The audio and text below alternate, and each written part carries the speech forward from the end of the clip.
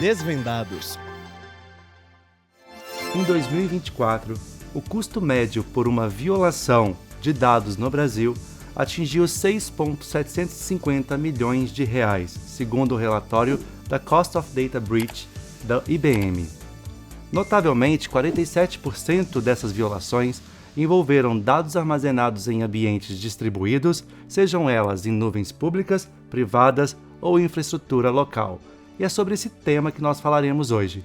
Eu sou Guilherme Tavares, CEO do Grupo Tocato. Estou aqui com você, Mari. Extremamente importante. No mundo da digitalização, da transformação digital, falar de centralização, descentralização, segurança de dados se torna um assunto que precisa vir para a mesa. E no caso da descentralização, a gente sabe que ela traz muitas vantagens em termos de resiliência e também em termos de disponibilidade dos dados. Por outro lado, abre novos vetores de ataques e de conformidade dos dados. Para falar sobre esse tema tão importante, nós temos na sala de hoje sócios executivos da Horas de Fox, João Viduedo e Marcelo Nogueira.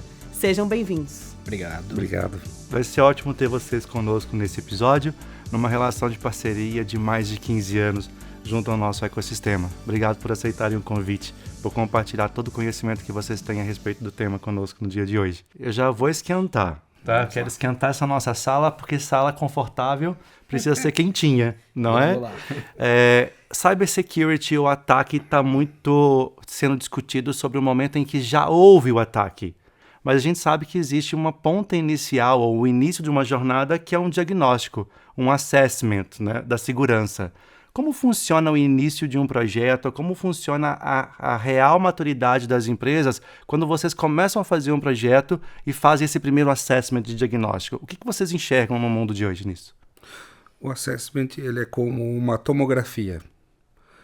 Ele revela quais são os pontos importantes a serem tratados no ecossistema de TI.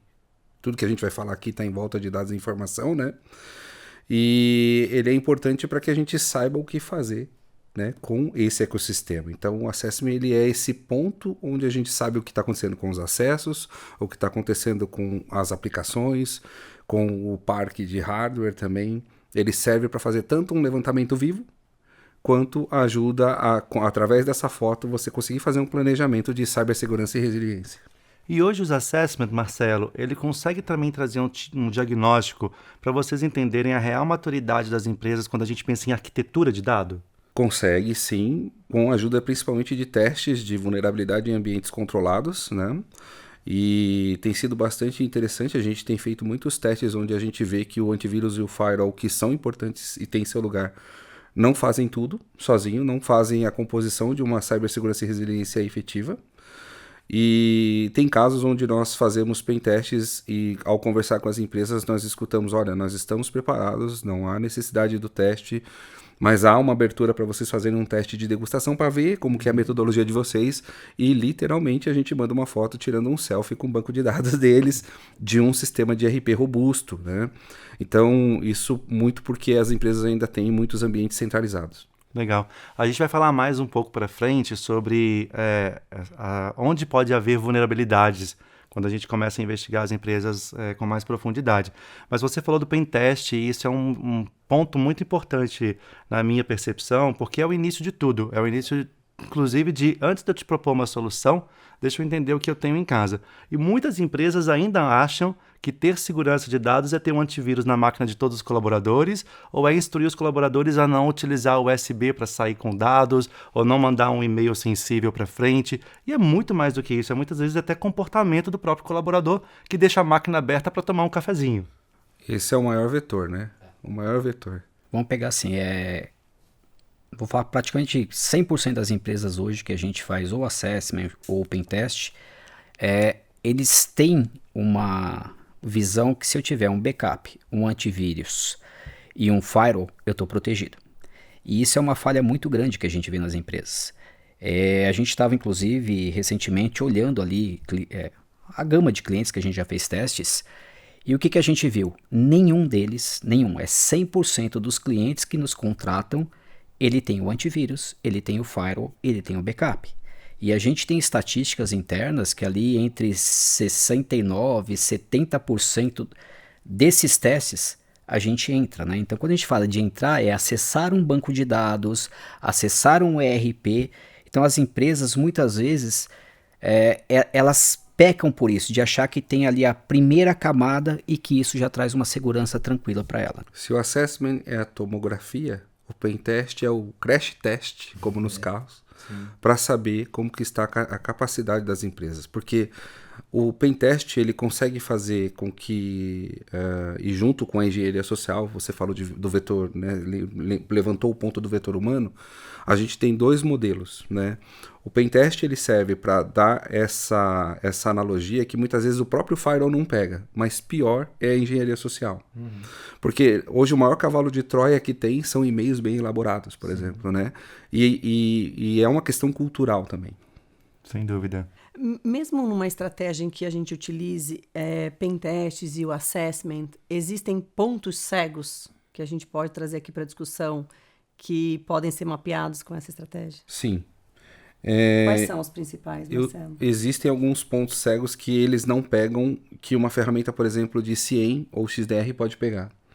Então é como a guarita de um condomínio, por exemplo, ou de um prédio, onde você tem aquela equipe que fica fazendo a segurança em tempo real. Tudo bem que o firewall teria, em teoria, isso, né? Só que o CIEM, ele pega todos os eventos e comportamentos que estão acontecendo enquanto nós estamos falando nas redes. Os aparelhos, todos que estiverem conectados por Wi-Fi ou não, né? Por rede, pode ser IoT, pode ser um televisor, pode ser uma câmera, a catraca lá da frente, né? Da própria guarita.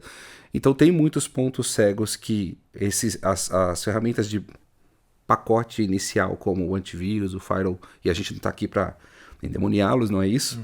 Muito pelo contrário, são muito necessários, mas o CIEM, por exemplo, e o XDR, eles pegam onde esses caras não pegam. Por exemplo, quando eu recebo um e-mail e vejo que ali desencadeou um cavalo de Troia, um processo que pode fazer uma abertura para um comportamento inadequado. Mas você trouxe um dado super relevante. 100% das empresas que vocês atendem não tem o pacote básico de segurança. Eles têm o pacote básico, e eles acham que isso Que é o suficiente.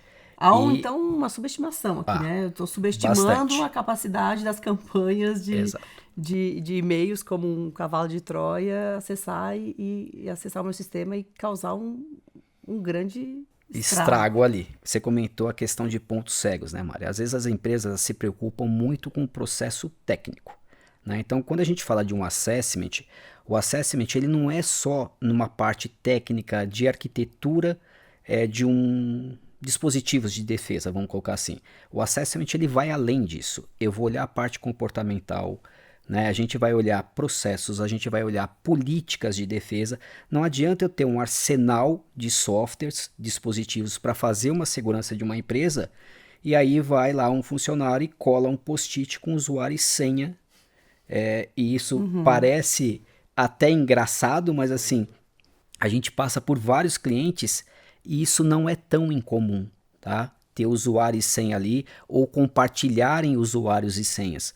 Então, muitas vezes, um vetor de ataque fortíssimo é onde os hackers vão justamente trabalhando, é a parte comportamental, né? Às vezes você está no estresse do seu dia a dia, chega um e-mail lá, você nem olha direito o que é aquele e-mail, simplesmente você abre o e-mail e clica num link que está lá.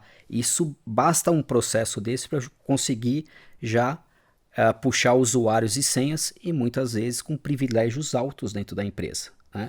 Então, a parte comportamental, trabalhar processo, trabalhar a cultura, a conscientização das pessoas dentro da empresa, ela tem talvez a importância igual ao você utilizar softwares e mecanismos de defesa.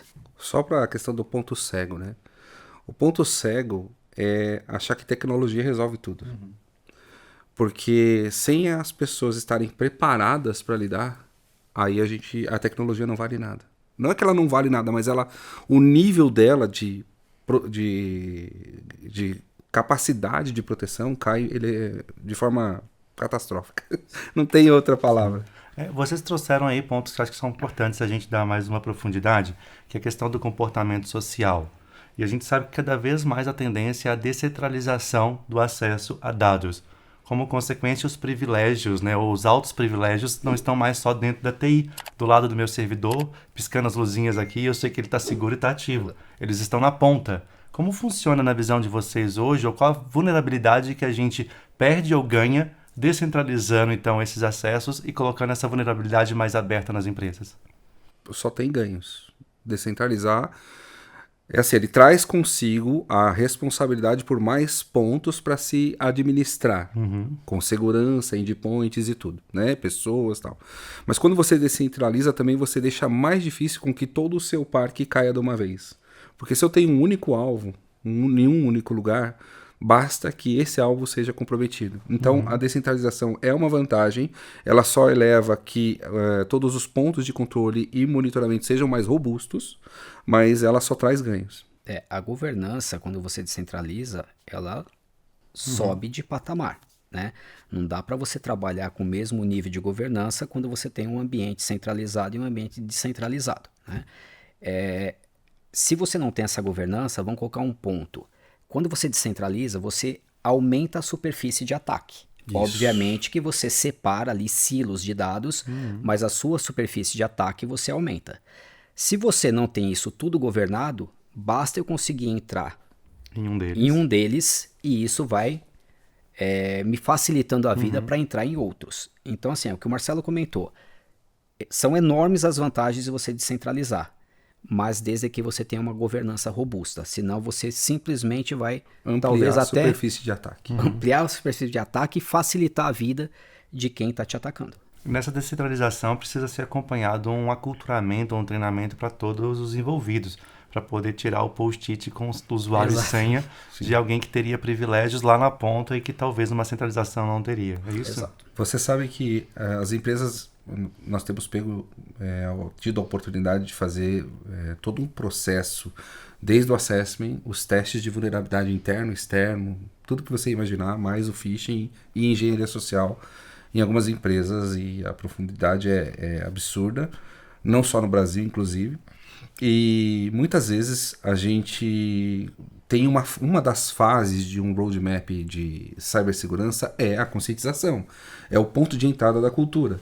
E ninguém, agora todo mundo vai ficar sabendo, mas o que a gente faz? Quando nós entregamos o resultado do relatório, eles têm o resultado, a TI já está trabalhando na resolução, que nós também fazemos, né, por exemplo, mas quando nós fazemos a parte de conscientização, os números que nós mostramos sem revelar é do próprio cliente. Eles ficam, né, Vitor? Eles ficam, não, a gente, esse seria o impacto, a gente usa muito essa senha, minha empresa 123, pois é. E isso não é uma coisa das áreas. A gente fala, né, na conscientização que o pessoal tem consigo que a área de TI, mais ainda a área de CyberSec, tem que ficar ali num cantinho reservado e tal. Enquanto que isso precisa estar nas áreas, porque todos nós somos um agente de proteção, né? Sim. Ou um vetor de ataque. Esses dias, Marcelo, eu estava lendo um estudo que antigamente para um robô ou para um hacker conhecer a sua senha, quanto maior o número de dígitos, caracteres você colocava, mais seguro era e ele levaria ali seus 400, 500 anos para poder descobrir. Só que com o advento da inteligência artificial que a gente tem hoje, esses mesmos 14, 15, 20 caracteres são segundos para serem descobertos. Isso é uma escala enorme e um problema significativo para as empresas hoje. A política de acesso não pode mais ser uma coisa a ser revisada a cada, 75 dias. Precisa ser por token. A gente fala muito para os usuários nas empresas que se você sabe a sua senha, então o hacker vai saber também. Você tem um problema, né? Exato. Então no máximo você vai saber uma. Ótimo. Né? Porque que é a do seu cofre. E essas senhas que você usa no dia a dia na empresa precisam sim ter polícia. Não importa o tamanho. Se você está online, nós subimos um servidor essa semana para fazer um laboratório, né? E para nossa surpresa, um dos nossos pentesters que estava monitorando no outro dia disse que tinha sofrido ataque. Muitos ataques por negação de serviço, né? O DDoS, né? Mas a gente conseguiu, né? Por conta de ter toda uma arquitetura de resiliência, não perder ou não ter problemas com o servidor. Não chegou nem a cair, mas tentaram. Você trouxe, desculpa, Mari, te cortar, mas aqui eu quero pegar um gancho muito importante e que está dentro do nosso universo de dados. Você falou sobre resiliência. As empresas já entenderam a importância de se estruturar para cyberataques. mas elas ainda estão aprendendo sobre cyber resilience, que é o que eu faço depois que eu estou sendo atacado. Como é que vocês veem esse avanço hoje no mercado? Eu ainda digo que tem um Brasil de oportunidades, mas sim, tem avanços, né? Se a gente pensar nos últimos 2 anos, até pelo Brasil ter sido sempre aí top 3, top 4, já chegou a estar em primeiro lugar em termos de alvos, né? Na América Latina. E no Américas. Então as empresas sim começaram a fazer um investimento, mas é como o Vidu usa, ele criou uma frase fantástica para isso. Geralmente as pessoas, mesmo em empresas muito grandes, e a gente atende grandes logos, né? São parceiros de longa data, mas mesmo empresas desse tamanho dos nossos clientes, eles têm um cano ali na parede que eles... tá lá. Mas se romper é que é o problema. Essa é a cibersegurança, né? Então a resiliência, ela é importante porque o tempo de resposta precisa ser rápido.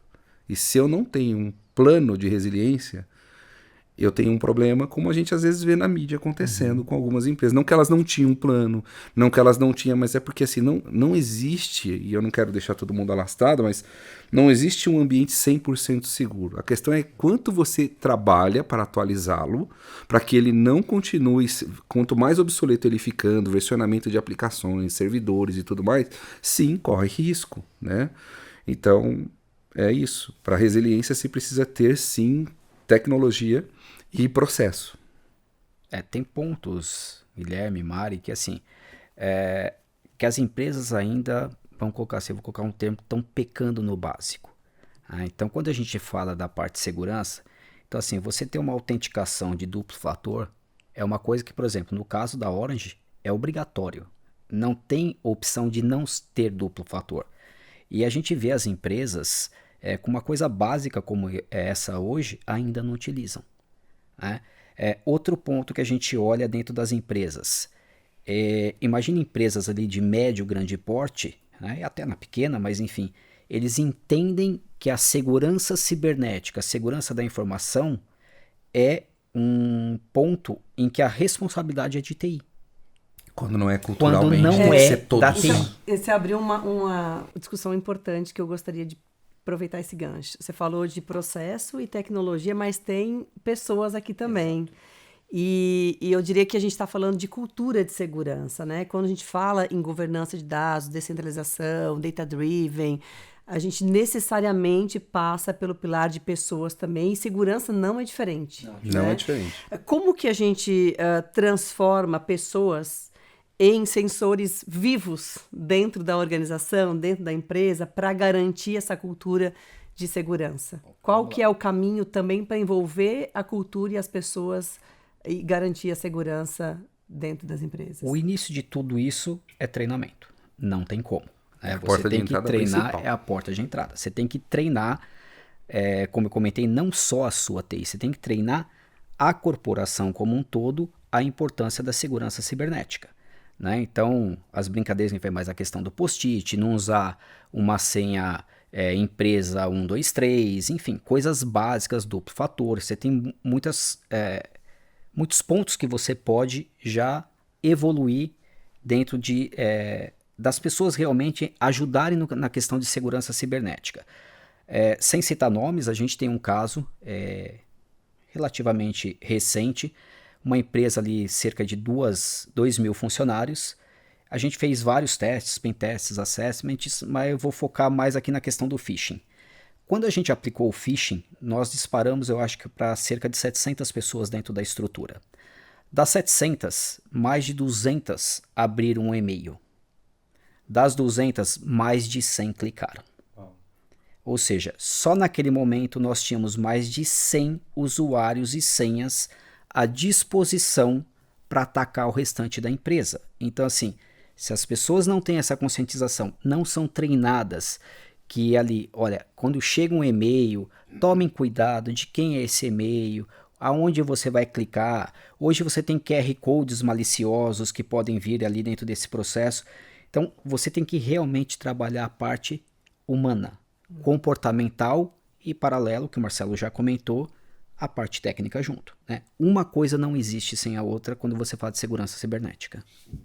E no phishing, que é um método de pescaria através de e-mail, por exemplo, né? Nesse caso, por uma ocasião do destino, o nosso pentester estava fazendo um teste paralelo lá, um deles, né? E, assim, ele e o CIO que sabiam do teste relataram a correria que foi, gente, eu cliquei no e-mail, fomos invadidos. E era uma empresa grande, é uma empresa grande e tudo. Então você vê, é uma curiosidade, O né? culpado fui eu. Então, Eu cliquei. e detalhe, teve gente, por exemplo, ninguém escapa. Teve gente de TI que clicou 3 vezes, abriu o e-mail, clicou, foi lá, respondeu o formulário, colocou a senha real, não funcionou, foi, clicou de novo. 3 vezes. Então, isso acontece bastante, né? Por conta da questão cultural. E porque o vetor de ataque principal hoje é a engenharia social. A gente ainda tem algumas inovações com o advento da inteligência artificial, mas eu queria trazer alguns pontos aqui para a gente confrontar do que existe e do que pode vir a existir em termos de ataque cibernético. A gente sabe que hoje a gente consegue colocar uma máscara e qualquer um coloca com que o remetente seja o meu próprio e-mail, e o que facilita um colaborador dentro da empresa achar que o e-mail é meu e abrir o e-mail. Agora, o comportamento de clicar, aí é uma decisão, né, nesse momento.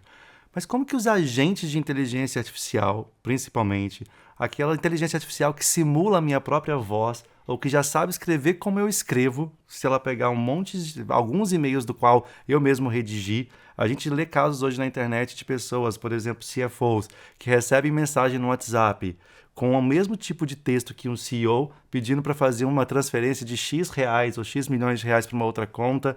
A inteligência artificial está avançando tão forte nessa pegada de melhorar ou simular que eu sou eu mesmo no mundo digital. O que isso implica hoje na cibersegurança de uma maneira geral? Eu posso dar o exemplo, por exemplo, teve um caso recente no Brasil, né, de um órgão governamental que foi invadido e ele tinha a identificação por face, né? E o grande problema da identificação por face hoje, em termos do quão falha ela é ela não ter um liveness, que desculpa o termo técnico, liveness é eu testar de forma aleatória você ao fazer a sua identificação por face. Então, olha para cima, fala tal coisa. Essas coisas ele consegue pegar, que é uma inteligência artificial, no caso do fake, né, deepfake. Agora, para e-mails e tudo, existe sim como você criar automatizações depois de você ter os eventos de rede, e você tem sim ferramentas, por exemplo, específicas para a monitoria de e-mail que já fazem essa análise mais, como eu posso dizer, mais perimetral, mais das entranhas daquele e-mail, se ele veio de um país, por exemplo, onde realmente a gente está trabalhando, ou ele tem algumas chaves para evitar, né? Então existe sim, a gente tem uma solução inclusive de e-mail para isso, que para o caso de e-mail ela é bem resiliente para evitar que aconteçam problemas, além de não ter a perda, né, de nada, de sequestrar. Não estou falando só de backup de e-mail, muito além disso, tá? Mas é um item de cibersegurança, sim, que já tem especialidade. A questão é, hoje no Brasil, a gente vê que culturalmente o investimento nesse tipo de coisa, não preciso, é o cano de novo, né? Então, e eu não estou aqui, isso não é... Né? Tem muitas empresas que investem bastante em cibersegurança. Mas a gente percebe que às vezes você investe numa disciplina e esquece a outra. Eu invisto na reação, mas eu não tenho a prevenção. E esse do e-mail é preventivo. Né? Por exemplo, por quê? Porque hoje a gente tem inteligências artificiais lendo e-mail para responder, para fazer agendamento em empresas grandes, né? E tudo isso tem o seu lugar, não vai voltar para trás, então precisa sim ter um aparato tecnológico, e não adianta, eu posso ter 10 e-mails numa central de trabalho, eu continuarei precisando, como na indústria, que hoje está automatizada, de um engenheiro ali, vendo se esses e-mails estão coerentes ou não, antes de seguir para diante. Então, mesmo com a IA, o fator humano ele nunca vai ser deixado sempre assim de lado, né? Sempre vai precisar do fator humano no final das contas também. A gente vê muito a questão das empresas em relação a investimentos em segurança cibernética. A gente conversa muito dentro da Orange, que é assim, quando você fala de soluções, por exemplo, de indicadores estratégicos, né? Então você vai lá e investe X mil, X milhões, e esses indicadores aparecem em telas lindas, maravilhosas, para o CIO, para o CFO, diretorias. Quando você fala em segurança cibernética, tudo que você quer é que aquilo não apareça, né? É você ter o plano de saúde e não querer utilizar. Então, como vender isso internamente dentro das empresas? Quando a gente fala hoje com o pessoal de segurança das empresas, muitos relatam essa dificuldade, né? O que eu entrego, né? Porque não é algo tão visual. Então, muitas vezes a gente acaba começando dentro de uma empresa com um pentest simples. Um pentest, sendo mais técnico, mas de um black box, que é como se fosse o ataque do hacker de fora para dentro. O Marcelo citou um pouco atrás ali a questão de fazer uma degustação. Então, a depender de como a gente tem relacionamento com a empresa, a gente faz uma degustação, vai e faz um teste. É um pentest real, tá? Que a gente entra dentro das empresas e muitas vezes aquilo é a pílula para ele vender o restante do projeto interno de segurança. Ele fala, olha, essa empresa veio aqui, em 2, 3 dias entrou dentro do nosso banco de dados, entrou dentro do nosso ERP com um teste relativamente simples, né? A gente teve até um evento há umas 2, 3 semanas atrás, que a gente teve um relato de uma cliente nossa ali, e ela falou justamente isso. E não foi combinado ali no evento, mas ela falou justamente isso. Ela falou assim, esses caras chegaram, em menos de 2 dias, eles tinham mais de 100 usuários e senhas à disposição deles para fazer qualquer tipo de ataque. Então, assim, foi um primeiro passo dentro daquela empresa. O relatório foi, vamos colocar ali o estupim para vender realmente. Quando eu falo vender, não nós, tá? Uma venda interna deles. Para perceber o valor. Perceber o valor, é isso, Guilherme. Perceber o valor de você realmente ter investimento em segurança cibernética. A presidência da empresa foi até nós, no momento em que nós estávamos fazendo a passagem, né, e uma palestra sobre cibersegurança para eles, né? Estávamos em 3 pessoas naquela ocasião, nem sempre eu e o Vidu estamos, mas nesse caso nós estivemos, por acaso, e eles falaram, gente, a gente não fazia ideia. Por quê? Porque há uma confusão muito grande, por exemplo, de testes, de fato, com scanners, né, de vulnerabilidade. E muitas empresas têm seus scanners, só que o que acontece? Tem muita empresa que descobriu, através de um teste por esse meio que a gente tem, que é bastante agressivo em termos de negócios, mas... E as empresas não estão... tem gente até que é contra, mas dos técnicos, eles são contra. Por quê? Porque há uma confusão entre o scanner e o pentest. O scanner é algo automatizado e tem falso positivo pra caramba. Ferramentas boas, não são ruins, estão líderes aí de quadrantes e tudo. A grande questão é que tem pego. O cenário brasileiro não é só em termos... Nós somos um universo mais complexo em termos de infraestrutura. É um país continental. Tem lugar para a internet chegar. Então, assim, isso precisa de uma coisa muito high level. Em termos de controle, de monitoramento, de resiliência em caso de um ataque. Imagina, o cara tá lá num extremo do país que não tem internet direito, talvez seja por satélite, e tá chovendo. E tá acontecendo um ataque. Lá a gente tá aqui de outra região e precisa estar. Então... a grande questão com as empresas é, inclusive, descobrir o que elas podem consumir, às vezes, mesmo empresas grandes. E a maioria das empresas fala, não, olha, pela questão do valor, basta o scanner. Mas o scanner não atende uma Anvisa, por exemplo. Né? Tem que ser o teste, de fato, com um relatório bem detalhado. Né? E se você olhar, você vai falar, é a mesma coisa, mas não é. Sim, Marcelo, vamos supor que eu sou uma empresa que entendeu tudo isso, e dentro do meu ambiente corporativo eu consegui trabalhar toda uma estruturação com apoio da própria Orange, né? Para me precaver de ataques, de resiliência nas minhas filiais, na matriz. Só que parte do meu funcionário trabalha remoto, na casa dele, acessando uma internet, um sinal de internet que muitas vezes é pessoal particular, não é gerenciado pela empresa. A gente tem problemas nesses casos também? A empresa precisa olhar para esse cenário também? Tem, porque assim, precisa ter o investimento e o projeto, né? O planejamento, melhor dizendo também, de que o que é da empresa fica na empresa. Isso não só para a cibersegurança, mas um tema dentro dela e que ela também faz parte da própria LGPD. Porque tem fotos pessoais dessa pessoa, pode ter vetores, ela está acessando o que ela quer ali naquele computador e não tem controle. Então a empresa que tem o trabalho remoto, ela precisa prover de forma online, segura e com camadas de acesso para cá, porque existem vários casos e uma resposta muito pequena pode ser, ela precisa prover a tecnologia para isso. E a questão de duplo fator, não ser simples, porque uma VPN não resolve, um RDP só não resolve, você precisa chegar num ponto para dali você ter outros níveis de segurança para chegar realmente no ativo, nos dados da empresa, né? Então, porque tem cláusula de proteção de banco de dados no Brasil há mais tempo que a LGPD e tudo. Então, o funcionário não pode ficar baixando para a máquina dele, ele não pode pôr uma foto lá no storage da empresa dele com a família. E muitas vezes isso acaba acontecendo. Então, a empresa precisa investir, muitas empresas fazem o investimento para isso, só que ela faz o investimento para ter o online, mas ela não consegue ter a monitoria, por exemplo. Então, é complexo, mas precisa ser feito. Essa complexidade, talvez até ela seja um pouco mais acentuada quando a gente fala em descentralização, né? A gente falou de muitas variáveis aqui nesse papo que precisam ser considerados para que a empresa admita, né, e afirme que tenha uma estratégia de segurança de dados. E você trouxe a questão da governança. Existe um modelo de governança adequado, principalmente quando a gente fala em descentralização de dados, que seja mais apropriado para as empresas adotarem e garantir que todas essas variáveis estão sendo consideradas na governança e na segurança dos dados? O que a gente vê muito recentemente, Mari? As empresas vêm trabalhando também com um processo híbrido.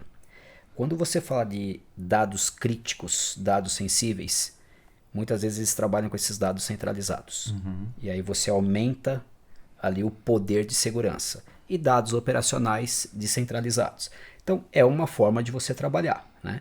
Só que aí a gente tem que olhar empresa a empresa, né? Não adianta eu falar para uma empresa, descentraliza tudo, né, do jeito que a gente está comentando ali anteriormente, mas eu não tenho poder de investimento para governança. Então, você simplesmente abriu ali os seus dados, aumentou o vetor de ataque. E você não consegue governar ou você não investe. Disponibilidade, mas aumentou o risco de ataque. Exatamente. Tá? Então, eu acho que o melhor ponto que a gente pode trazer para as empresas é realmente um assessment inicial. Porque aí nós vamos analisar o todo, tá? Qual é o seu poder de investimento? Em que nível de maturidade de segurança a sua empresa está? Em que nível de maturidade de segurança você quer chegar? Obviamente todo mundo quer chegar no nível 5, nível máximo ali. Só que isso passa por muito investimento. Né? Então muitas vezes, eu estou no nível 2, se eu chegar no nível 3, 3,5, 4, eu já aumento muito o meu nível de segurança. Né? Então o melhor ponto realmente é entre, faça um assessment, entenda onde você está, onde você quer chegar e o quanto você tem realmente poder de investimento. A partir daí sim se monta um plano de segurança, que o Marcelo está comentando agora e que partiu ali da sua pergunta, mas eu estou com tudo isso descentralizado, Guilherme, né? Notebooks na ponta, trabalhando na minha casa. Então hoje você tem softwares para proteger tudo isso. Eu tenho como monitorar tudo isso lá inclusive, na ponta. Que é baixado. Não pode baixar, você não vai acessar tais informações. Por quê? Porque aquele notebook tem informações da empresa. Eu não posso baixar nada para o notebook, porque ele é um vetor de ataque. Se alguém invade a internet da minha casa e os dados estão dentro do meu notebook da empresa, ele leva isso embora. Né? Então, tudo isso tem que passar realmente por um assessment, uma análise mais profunda empresa a empresa. Legal. Antes da gente ir para a última pergunta e antes da gente ir para o quadro game, na verdade, eu queria trazer uma última pergunta para vocês. Falamos muito sobre o que tem acontecido no dia a dia, no presente, naquilo que vocês estão enxergando nos projetos que vocês estão implementando. Mas e o futuro?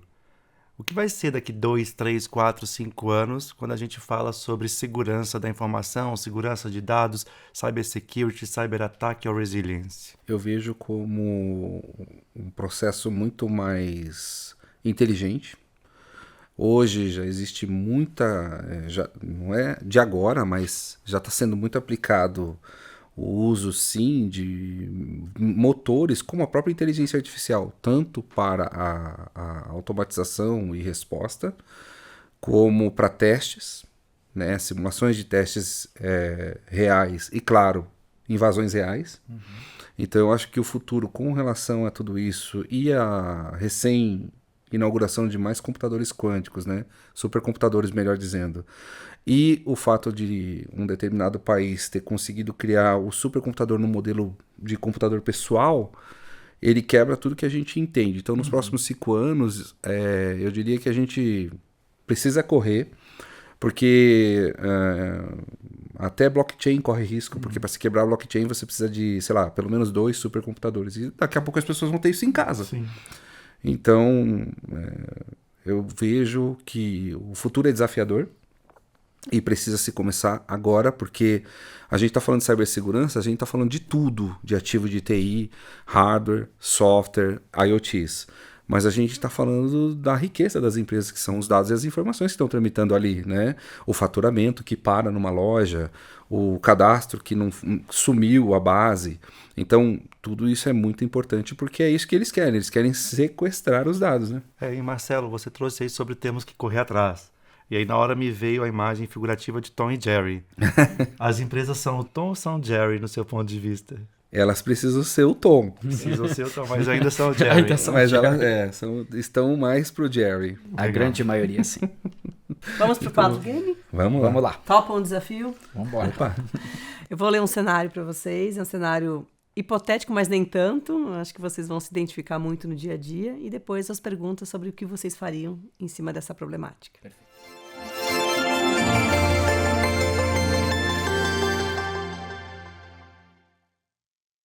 Uma grande empresa de e-commerce decide adotar um sistema descentralizado para proteger os dados dos seus clientes, incluindo informações sensíveis como endereços, históricos de compra e dados de pagamento. Alguns meses após a implementação, ocorre uma falha em um dos nós da rede descentralizada.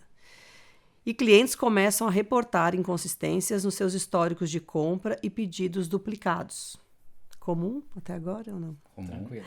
A equipe de TI identifica que a falha está relacionada à sincronização inadequada entre os nós e que, embora os dados não tenham sido vazados, existe uma perda temporária de acesso confiável à parte das informações guardadas e armazenadas.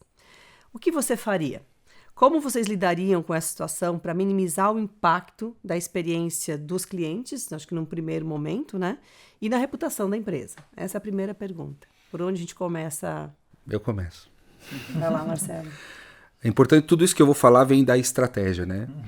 Vem do processo de ter um plano de cibersegurança com governança de dados, atendendo às leis e tudo. Então, a primeira coisa que eu sugiro numa situação dessa é a comunicação com os clientes, enquanto que, ao mesmo tempo, se começa um plano de recuperação da base segura de um ambiente descentralizado, no caso, um histórico de backup. Enquanto isso está subindo, eu faço a comunicação com os meus clientes, já que não foi uma invasão. Né? Então, eu começaria por aí, para tanto reaver, né, os dados e deixar tudo operacional, porque é uma falha, e acabar com a inconsistência, trazer de volta a segurança. Então, eu teria, sim, né, algumas reclamações por conta da insegurança, mas com a comunicação e a transparência, né, isso já acalma os clientes. E tem empresas que às vezes fazem isso, né? Falam, a gente está aqui, houve uma inconsistência no sistema, estamos retomando. Então, claro, eu estou falando de uma forma muito superficial. Uma comunicação bem feita, enquanto esses dados são recuperados, é o suficiente para uma situação dessa. Mas é um caso possível de evitar? O que poderia ser feito para evitar essa situação? Precisa ter aquela parte de segurança, né, das superfícies mais robusta. Né? É claro que a gente está falando de tráfego, muitas vezes pode ser perda de pacote, por exemplo. Isso aí acontece, esse tipo de coisa acontece quando alguém fica fazendo o ataque de negação de serviço, que são muitos ataques acontecendo numa fonte. Isso acontece, trazendo aqui para uma realidade, né? Isso pode qual que era o objetivo? Na verdade, era derrubar os servidores, ou essa estrutura, essa arquitetura, para que quando ela se levantasse, ela está mais vulnerável ainda, e é nesse tempo que eles tentam fazer a invasão, que o hacker mal intencionado, né, não ético, tenta fazer a invasão. Então, a melhor coisa é ter um ambiente descentralizado, é porque você pode ter espelhos dessas máquinas rolando, por exemplo. Aquele nó cai e os outros seguram. É o ambiente conhecido como clusterizado, por exemplo. E com dados, isso, a gente aplica muito isso, né, nos nossos clientes em comum, inclusive. E aí esse tipo de coisa nem vai para o cliente. No caso de acontecer, né, para evitar, tem que ter firewalls bem configurados, tem que ter monitoria, tem que ter plano de resiliência em tempo real. Não adianta, não é só reação. Tem que ter a monitoria muito forte com CIEM. Esse CIEM, no primeiro momento, com humanos trabalhando, depois de algum tempo ele começa a criar uma maturidade por incidentes que eles vão pegando e automatizam. E depois, Guilherme, ele tem uma terceira fase, onde isso coloca literalmente um machine learning, para ele aprender com o nosso comportamento na rede. Então, esse tipo de coisa também ajuda bastante a evitar. A automatização, ela não vai eliminar o ser humano. Não, em de segurança. jeito nenhum. O que ela vai fazer? Ela vai resolver boa parte das respostas, a automatização dos processos mesmo ali, e você vai fazer com que o ser humano ali, o pessoal de defesa, consiga se focar em processos mais estratégicos e processos mais críticos. Né? Muitas vezes o que a gente vê, quando não existe esse processo automatizado, o mecanismo de defesa, as pessoas ali, os SOCs, estão correndo para a esquerda, o hacker já está lá na direita. Né? Então o que a gente faz? Automatizar esses processos, testes contínuos, né? Que se for daria para evitar? Vamos voltar naquele ponto. 100% seguro, não existe um ambiente 100% seguro. Posso demorar meses, anos, mas a gente vê aí grandes empresas, instituições sendo invadidas e que a gente sabe que investem milhões naquilo. Né? Mas assim, um conselho é testes contínuos, recorrentes. Isso precisa. Não é quer dizer que eu vou fazer lá um assessment hoje, não preciso fazer mais. Vou fazer um pen test hoje, não preciso fazer mais. Né? A grande maioria das empresas ali que realmente investem nisso, o que a gente vê? A gente tem contratos com empresas que são pen tests pelo menos a cada 3 meses, periódicos. Né? E tem empresas, né, que fazem pen tests 1 por ano. Vamos pegar numa parte que o Guilherme comentou ali. IA, os ataques vêm aumentando, com IA são ataques muito mais violentos. Em 1 ano de evolução de uma IA, o que você acha que aumenta o poderio de ataque de um hacker? Então daqui a 1 ano eu vou olhar, olha, eu vou fazer mudou É, mais. Muita coisa, mudou né? muita Inclusive coisa. na empresa, pessoas, Exato. processos, novas tecnologias. Né? Então assim, um ponto que eu acho que fundamental ali do caso que você trouxe é monitorar constantemente, fazer testes constantemente, fazer assessments constantemente e não é menos importante, treinamentos constantemente. É o que a gente falou assim, vetores de ataque, as pessoas acabam sendo o principal vetor de ataque para você conseguir credenciais válidas dentro das empresas. Precisa-se ter protocolos de consenso robustos, só complementando o que o Vidal falou, nessas superfícies, nessas redes e ambientes descentralizados. Precisa ter esse tipo de coisa. Legal. Marcelo, João, acho que foi super rico o nosso papo. Gostaria aí de agradecer por poder compartilhar e por poder trazer para o nosso ouvinte, para o nosso público, um pouco mais de conhecimento. E a gente sabe que um papo como esse eleva a maturidade de toda a comunidade. Obrigado por trazer esse conhecimento para todos nós. Nós que agradecemos a oportunidade. Estamos à disposição sempre. Obrigada, Marcelo. Obrigada, João. E podem agora se apresentar oficialmente e falar como que as pessoas encontram vocês. E-mail, contato, redes, fiquem à vontade. Vamos lá. Primeiro, agradecer a vocês o convite, né? Sempre um prazer aqui. A gente fica à disposição, inclusive dúvidas, qualquer coisa a gente está sempre à disposição. Como vocês já comentaram, meu nome é João e o Marcelo é meu sócio. Nós somos executivos do grupo Orange Fox. Nós trabalhamos com 6 verticais de serviços e treinamentos, softwares, enfim, mas são 6 verticais. Uma dessas verticais é a questão de segurança cibernética. Né? Então, quem quiser achar a gente ali, www.orangefox.com.br, né? E dali você tem o link para todas as nossas redes sociais. Então, por favor, sigam. Qualquer dúvida também a gente está à disposição de todos. Muito bem, obrigada mais uma vez. Obrigado. Muito obrigado, pessoal. E você que assiste e ouve, esse foi mais um episódio do Desvendados. Aguarde o próximo, curtindo, compartilhando e ativando o sininho que está aqui, bem perto de você. Até mais!